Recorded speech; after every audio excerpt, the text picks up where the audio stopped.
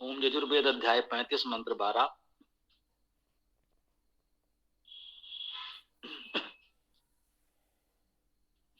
ओम सुमित्रिया नहयापः औषधया सन्तु दुर्मित्रिया तस्मै सन्तु यो अस्मान दोष्टियम चा वयम द्विस्मः। बहुत सीधा सरल मंत्र है। सुमित्रया, सुमित्र अच्छे मित्र,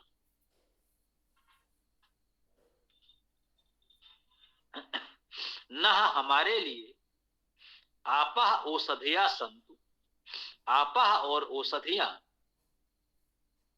संतु हूं, हमारे लिए आपह और औषधियां अच्छे मित्र हूं।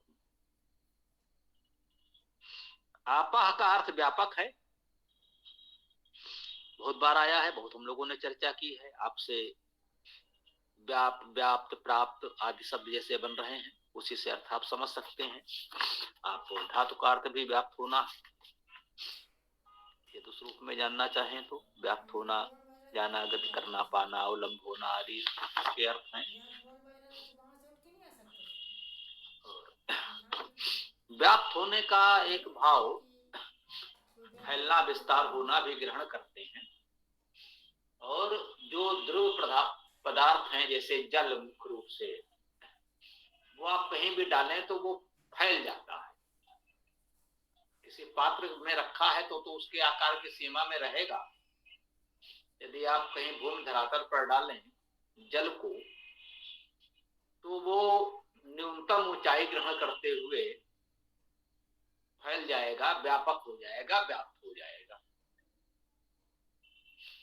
उसका स्थान सीमित नहीं होता है, अधिकतम व्याप्त हो जाता है। वो संभवतः इस गुण को लेते हुए बहुधा आपको मिलेगा कि लोगों ने आपा का अर्थ जल कर दिया है। तो इस प्रकार से भावार्थ किसी ने जल ले लिया है तो ठीक है, शाब्दिक अर्थ तो व्यापक है, वही हमारे लिए उचित है, पर्याप्त है। तो हम कह रहे हैं कि सुमित्रिया न आपा औषधिया संतु, ये आपा औषधिया जो व्यापक औषधियां हैं वे हमारे लिए सुमित्र हों, हमारे अच्छे मित्र हों। औषधियां क्या हैं? उषम धारयत इत औषधियां, इस रूप में हम इसको ग्रहण कर सकते हैं। उस धातु का अर्थ ये उष्ण होना, दाह होना है। उष्ण और दाह के अर्थ में हिंसा भी ग्रहण कर लिया गया है। औषधियां उनको कहा है जो उष्णता को, दाह को, हिंसा अर्थात कष्ट, पीड़ा को धारण कर सके। यहां धारण करने का भाव आप निवारण करना ग्रहण कर सकते हैं। हमें कष्ट है और हमने औषध ली, उस औषध ने उस कष्ट को धारण कर लिया और हम उससे मुक्त हो गए। हमारे कष्ट को जो धारण करके हमको उस कष्ट से मुक्त कर दे, उसे औषधि कहा गया है। तो कह रहे हैं कि हमारे लिए व्यापक औषधियां सुमित्र हों, अच्छे मित्र हों। आगे कह रहे हैं दुर्मित्रया तस्मय संतु, तस्मय उसके लिए संतु हों, दुर्मित्रया दुर्मित्र। अब ये औषधियां दुर्मित्र भी होती हैं या होनी चाहिए? अब वेद मंत्र इतना स्पष्ट कह रहा है तो हम होते कौन है उसे नकारने वाले? अवश्य होता होगा, तभी तो कह रहा है। वेद से ऊपर तो हम आप नहीं हो सकते। वो कह रहा है दुर्मित्रया तस्मय संत, उनके लिए ये दुर्मित्र हो। औषधियां हमारे लिए तो सुमित्र हो, लेकिन किसी और के लिए दुर्मित्र हो। ध्यान दीजिएगा, यहां कहा जा रहा है दुर्मित्र हो, शत्रु नहीं कहा जा रहा। उनके लिए हिंसक, उनका हनन करने वाला भी नहीं कहा जा रहा। दुर्मित्र कहा जा रहा है। प्रकृति या औषधियां है तो मित्र ही, रहेंगे तो वो मित्र ही। यदि हम सोच विचार कर प्रकृति के अनुकूल जीवन जिए, उसके अनुकूल औषधियों का सदुपयोग करें तो हमारे लिए वो सुमित्र हैं, अच्छे मित्र हैं। और यदि हम इसका सबका ध्यान न रखें, औषधियों का दुरुपयोग करें, कहाँ किस औषध का किस मात्रा में कैसे उपयोग करना है इसका ध्यान न दें, तो ये औषधियां दुर्मित्र हो सकती हैं। दुर्मित्र का अर्थ है नासमझ साथी आपका, जो कहीं कहीं जाने अनजाने आपको कुछ हानि भी पहुंचा सकता है। स्वभाव बस अज्ञानता बस कुछ ऐसा कर देगा जो हमारे लिए हानिकारक हो जाए या हितकर हो जाए। औषधियां भी कर सकती हैं, यदि हमने उसका उचित उपयोग नहीं किया तो जिसे कहते हैं पार्श्व प्रभाव, साइड इफेक्ट, वो हो सकता है। प्रकृति है। हाँ, यहाँ पर एक मौलिक सिद्धांत जान लें, बहुत महत्वपूर्ण बात है, इसको ध्यान से सुन लें कि जो कुछ हमारे लिए लाभदायक है वो सब हानिकारक भी हो सकता है, ये निश्चित मान लें। जो कुछ लाभदायक है वही हानिकारक हो जाएगा यदि उचित समय, उचित मात्रा, उचित रूप में उसका उपयोग न किया जाए। इसको हम कहते हैं कि अग्नि और जल के बिना जीवन संभव नहीं। जीवन के लिए ऊष्मा और जल दोनों चाहिए, और जीवन को समाप्त होने के भी यही कारण होते हैं। आग में जल गए, पानी में डूब गए, पानी न मिले तो प्यास से जीवन समाप्त हो जाए, ऊष्मा बिल्कुल न मिले तो शीत में अभी तो हम लोगों की ये स्थिति है, अगर ये एक सीमा से अधिक बढ़ जाए तो जीवन तो समाप्त। और है ना, ऊष्मा बहुत अधिक हो जाए तो जीवन जलकर भस्म। तो यहाँ ये बात संभवतः बताने का प्रयास किया जा रहा है कि संतुलन, उचित उपयोग महत्वपूर्ण है। सामान्यतः प्राकृतिक औषधियों का या आयुर्वेद का कहते हैं इसका कुछ नकारात्मक प्रभाव नहीं होता, परंतु ये भी सत्य है कि उसकी भी एक सीमा है। ये हमने पढ़ा है आयुर्वेद की पुस्तकों में भी। किसी वैद्य ने बताया कि उन्हीं के परिवार में किसी ने सुन लिया, वही कहीं किसी को बता रहे होंगे, उन्होंने सुन लिया कि ये बहुत लाभदायक है, ये फल बहुत लाभदायक है। बोले उसने उस दिन से बस केवल वही एक फल खाना प्रारंभ कर दिया, सारा भोजन छोड़ दिया, वो केवल पपीता खा रहे थे। कुछ समय में उनकी स्थिति हो गई दयनीय। तब पता चला कि परिवार में भी ये स्थिति है। भैया देखो, वैद्य जी ने देखा, उनसे बात की, तब पता चला, उन्होंने कहीं सुन लिया था कि पपीता स्वास्थ्य के लिए बहुत लाभदायक है। तब से वो केवल पपीता खा रहे हैं। तब वो कह रहे हैं कि उन्होंने फिर धीरे धीरे उनको सामान्य भोजन पर लाए, औषध उपचार किया, धीरे धीरे वो स्वस्थ हुए। बहुत बड़े वैद्य ने अपनी पुस्तक में लिखा है, मैंने पढ़ा था। तो ये भ्रम न पालें, दुरुपयोग होने पर अयोग, मिथ्या योग, अति योग, अल्प योग, किसी का भी हो तो वो विपरीत प्रभाव दे सकता है। अब आगे जो बात कही जा रही है वो थोड़ा सा इस औषध के विषय में जो हमने बताया, क्योंकि औषधिया शब्द तो आया ही था, इसलिए इस संदर्भ को जान लिया तो हमारे लिए अच्छा ही है। इसके पश्चात जो बता रहे हैं वो और भी अधिक कुछ अलग और महत्वपूर्ण तथ्य है। कह रहे हैं यो असमान द्वेष भी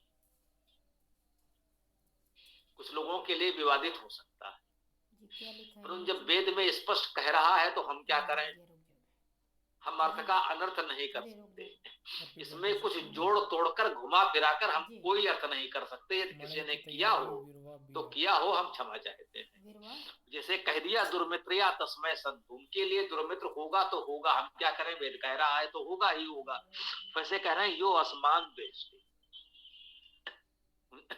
जो अर्थात जो असमान माने हमको, द्वेष्ट का अर्थ है द्वेष करता है, दुष्ट धातु है, द्वेष्ट द्वेष करता है, जो हमको द्वेष करता है।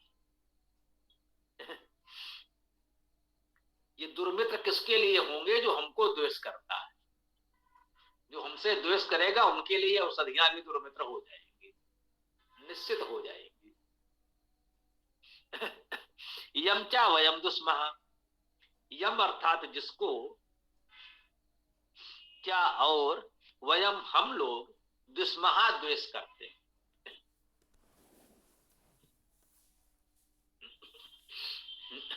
जो हमसे द्वेष करता है और जिससे हम लोग द्वेष करते हैं, उसके लिए ये प्रकृति, ये औषधियां भी दुर्मित्र होंगी। हमने पहले बताया प्रकृति है तो मित्र ही होगी, सुमित्र नहीं तो दुर्मित्र होगी, शत्रु तो किसी के लिए नहीं होगी, इतना तो ठीक है। लेकिन जो हमसे द्वेष करता है, अब जो हमसे द्वेष कर ही रहा है, हम कितने भले और कब तक बने रहें और क्यों बने रहें, एक सीमा के पश्चात हमें भी लगेगा कि हाँ ये व्यक्ति ठीक नहीं है, थोड़ा सा इनसे अलग रहो। द्वेष की भावना, वो आवश्यकता उत्पन्न हो ही जाएगी। तो कह रहे हैं वो उनके लिए ये औषधियां प्रकृति भी दुर्मित्र हो जाएंगी। क्यों भाई, यहां कहा गया है वयम दुष्महा, जिससे हम लोग द्वेष करते हैं। या कोई निजी स्वार्थ नहीं है, उसने हमारे किसी स्वार्थ की पूर्ति नहीं की, किसी अनुचित कार्य में हमारा साथ नहीं दिया, कहीं हम कुछ अनुचित लाभ पा सकते थे, उसने हमारा साथ नहीं दिया तो हम उससे द्वेष करने लगे। नहीं, ये व्यक्तिगत स्वार्थ के लिए किया जाने वाला द्वेष वेद स्वीकार नहीं करेगा। ये द्वेष होना अच्छी बात नहीं है, तो वो हमारे लिए सुमित्र नहीं होंगे यदि कोई ऐसा करता है। तो यहां कह रहे हैं हम द्वेष करते हैं, हम सब लोग बहुवचन में है। असमान द्वेष एक वचन में है, जो मुझसे द्वेष करता है। ठीक है भाई, मुझसे द्वेष करता है, क्यों करता है? हम आप अच्छा कार्य कर रहे हैं, किसी का कुछ अहित नहीं कर रहे हैं, अब कोई मुझसे द्वेष करता है तो ये उसका दोष है, और उस दोष का फल ये प्रकृति उसे दे रही है, तो अच्छी बात है, मिलना ही चाहिए। लेकिन कह रहे हैं यमचा वयम दुष्महा, जिसको हम सब लोग द्वेष करते हैं। अब हम सब किससे द्वेष करेंगे भाई? व्यक्तिगत स्वार्थ हो तो मैं अकेले द्वेष करता हूं किसी से तो ठीक है, उसने कहीं हमारा उचित सम्मान नहीं किया, किसी अनुचित कार्य में हमारा साथ नहीं दिया, हमने उससे कुछ स्वार्थ साधन करना चाहा था, उसने नहीं किया। यहां कह रहे हैं हम सब उससे द्वेष करते हैं। हम सब उससे द्वेष क्यों करेंगे? यहां व्यक्तिगत स्वार्थ समाप्त हो गया, समाज हित की बात आ गई। हम सब मिलकर वेद कार्य कर रहे हैं, अच्छा कार्य कर रहे हैं, समाज में कुछ अच्छा संदेश देना चाह रहे हैं, वो इसीलिए तो हमसे द्वेष कर रहा है कि इससे उसका स्वार्थ बाधित हो रहा है। तो जो इस प्रकार से सामूहिक अच्छा प्रयास करने वालों से द्वेष करता है, प्रकृति उसके लिए दुर्मित्र होती है और होना भी चाहिए। कैसे होती है? जो इस द्वेष भाव में अंधा होगा, वो कारण हम सबसे द्वेष किए बैठा है, तो कहीं ना कहीं उसकी सोच विचार की शक्ति प्रभावित होगी, वो सही तरीके से विचार कर निर्णय नहीं ले पाएगा। उसको हमसे द्वेष है, हम उसे अच्छी बात भी बताएंगे तो भी वो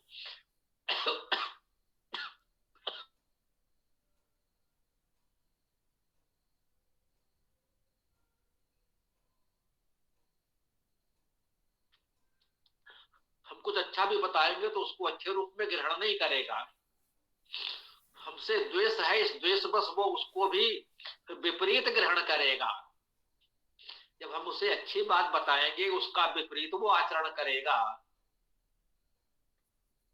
तो फिर उसका हित होना ही है, इसमें हम क्या कर सकते हैं।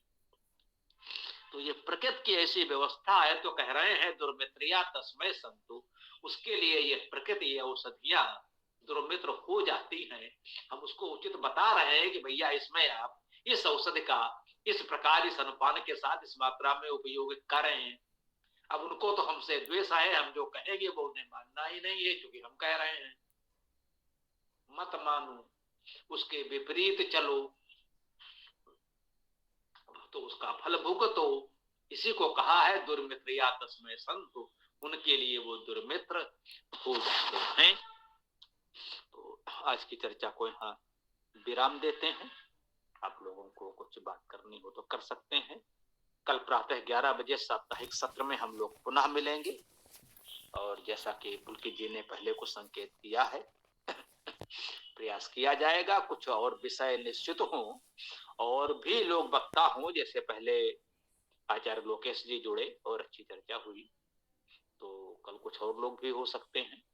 जैसा ये कोई व्यवस्था है तो वो पुलकित जी सीताराम जी देखेंगे, और नहीं तो पुलकित जी सीताराम जी आप सभी लोग अच्छे अच्छे लोग हमारे साथ जुड़े हैं, हमारा सौभाग्य है। तो आप सब लोग भी किसी विषय पर चर्चा कर सकते हैं। ऐसा आवश्यक नहीं है कि चर्चा केवल व्यक्ति विशेष पर मुझ पर केंद्रित हो, कहीं उसमें कुछ थोड़ा सा योगदान हमारा भी हो सकता है तो ठीक है, हो जाएगा।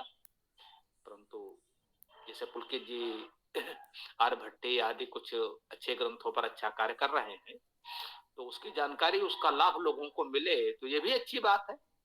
तो कल ऐसा कुछ बना लें, मतलब वो सभी के लिए है। कि उदाहरण के लिए मैंने कहा ऐसे पुलकित जी इतना कर रहे हैं, लोकेश जी जुड़ गए थे और भी लोग, आप सब लोग हैं, तो कहने का भाव यही है कि ये तब तक कुछ सोच विचार करके रखेंगे तो चर्चा अधिक सार्थक अधिक उपयोगी हो सकेगी।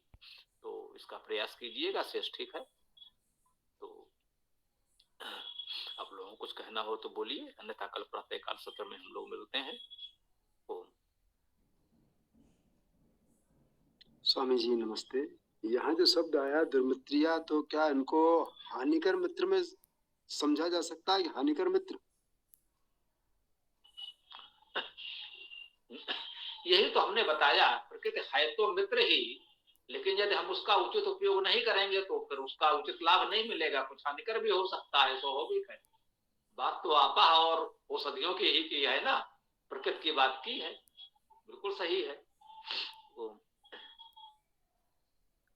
धन्यवाद।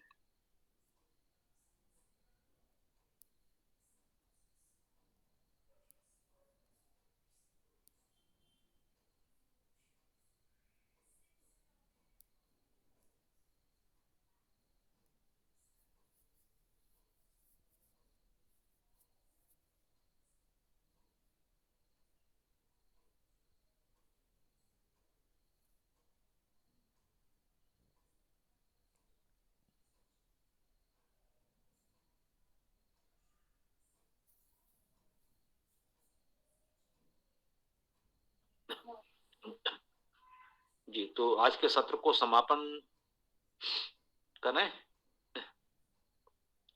ठीक है, कल प्रातःकाल हम लोगों को साप्ताहिक सत्र में मिलना ही है। तो यदि और कोई प्रश्न आदि होगा तो कल विचार कर लिया जाएगा। तो कल प्रातः 11 बजे हम लोग विशेष साप्ताहिक सत्र में मिलते हैं। ओम स्वस्ति, ओम नमस्ते, ओम खम ब्रह्म, ओम खम ब्रह्म, ओम खम ब्रह्म। हाँ, एक बात नमस्ते जी सुन लीजिए, एक बात कहना था। आप लोग अच्छा वेद पाठ कर रहे हैं, ये अच्छा लगा, कहना चाह रहे थे उस समय, फिर विस्मरण हो गया, अभी ध्यान आ गया। तो हम लोगों ने पुलकित जी से थोड़ी बात हुई है और भी लोगों से होती रहती है। वेदाष्टक को या किसी भी वेद सूक्त को आप लोग प्रयास करें, कुछ अच्छे संगीतमय सुर में इसे गा दें, उसका वीडियो बना दें। कहीं ना कहीं एक भावना है, जैसे बहुत से गीत आदि लोग कर देते हैं, बहुत लोकप्रिय हो जाते हैं, उसकी चर्चा होती है, तो क्या हम लोग ऐसा नहीं कर सकते कि आप लोग बहुत अच्छे पाठ कर रहे हैं बहुत लोग, तो सब लोग प्रयास करें वेदाष्टक को, शिव संकल्प को, हिरण्यगर्भ को, जो भी सूक्त आप लोगों को लगे, अच्छा लगे कि इसे हम कर सकते हैं, तो उसको इस प्रकार से संगीत में गायन करें, उसको हम लोग वीडियो बना करके अपने चैनलों पर डालें और भी सोशल मीडिया में उसका प्रचार प्रसार करें, तो कुछ वेद सूक्त भी इसी प्रकार से वायरल हो, जैसे अन्य कुछ लोगों के गीत आज वायरल हो रहे हैं, आप हमारा संकेत समझ रहे होंगे। तो प्रयास करें आप लोग, शशि जी, आरती जी और लोग जो भी कर रहे हैं, तो अच्छा हो सकता है। ठीक है जी, अवश्य प्रयास करेंगे। जी। तो कल हम लोग प्रातःकाल 11 बजे जब मिलेंगे, तो इस पर भी कुछ और जिसको जो कुछ कहना होगा, कुछ तैयारी होगी, एक दूसरे से संपर्क सहयोग करके इसको अच्छा बनाने का प्रयास हम लोग करें। ठीक है, तो कल हम लोग मिलते हैं प्रातः 11 बजे, कल पुनः मिलेंगे। ओम खम ब्रह्म।